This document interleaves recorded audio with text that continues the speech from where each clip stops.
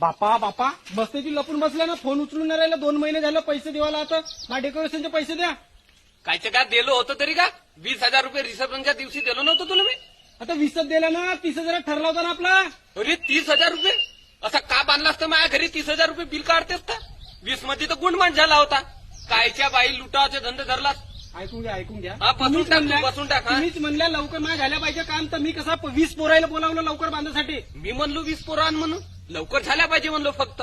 तर बापाला लवकर पोरं जेवढं जास्त आलं तर तेवढं त्या लवकर 20,000 होणार. मध्ये झाला असं ना गुणमान त्याच्या. नाही जे ते फक्त आपला अदर खर्च आला, तर बाकीचे पैसे आहेत ना त्याचे मायावर. ते माझ्या घरी येऊन मला बोलून राहिलं. बरं आता तुमचे पैसे किती आहेत माझ्यावर? 10,000 आहेत. 10,000 रुपये आहेत का? हो ठीक आहे, देतो. काय लोड नो घ्या, काय मारत नाही मी पैसा. ठीक आहे. आता तुम्ही सांगा, तुमच्या माणसाने जेवण केलं का आमच्या घरी?